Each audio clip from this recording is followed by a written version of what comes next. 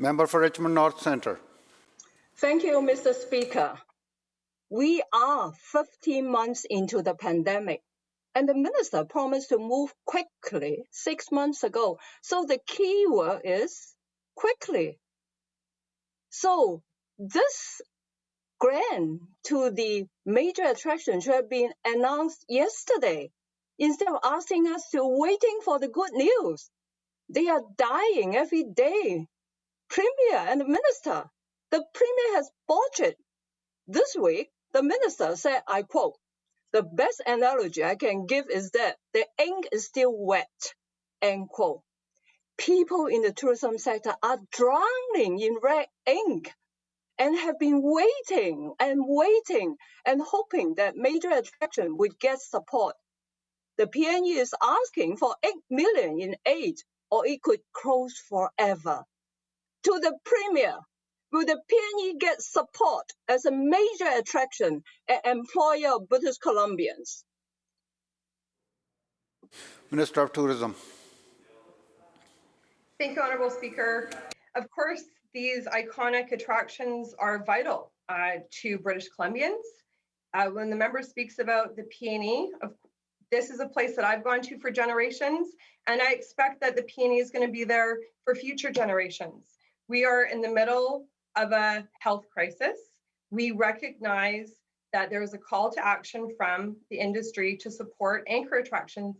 I said to the member opposite during estimates, Honourable Speaker, that the program is being developed as we speak and that good news is coming. In fact, what I said on the record was within a couple of weeks.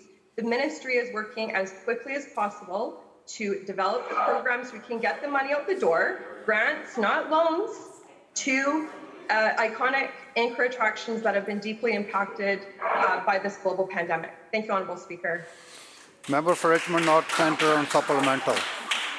Thank you, Mr. Speaker. The minister keeps saying that it's going to be announced in a couple of weeks. The major attractions are dying. They cannot wait for one more day. Why couldn't this be announced together with the budget? I don't understand. This pandemic has been going on for more than a year. The PNE provides 4,300 direct jobs, 9,500 indirect jobs, and 200 million in economic activity. But the fare's debt could reach 15 million by the end of the year. Laura Barnes of the PNE says, I quote, "Every day we go deeper into debt, and at some point it becomes unsurmountable," end quote. But the Premier appears too incompetent to care about the PNE or attraction like the Williams Lake Stampede and the Richmond Night Market in my riding. The question to the Premier once again, I hope he will stand up and respond.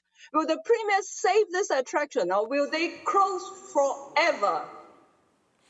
Minister of Tourism. Thank you, Honourable Speaker. Of course, we care about these anchor attractions. Of course, we care about tourism. And this is why we've rolled out over $100 million out the door to support the tourism sector. When the member opposite is talking specifically about the PNE is owned by the municipality.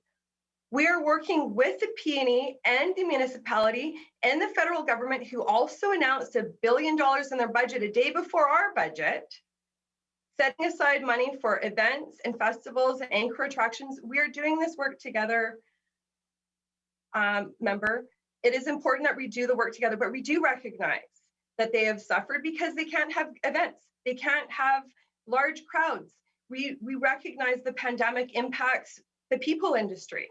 And that is why good news is coming in days to support the sector. It's a call to action. I'm proud of the public service for the work that they're doing. Good news is coming, Honourable Member. Thank you for the question.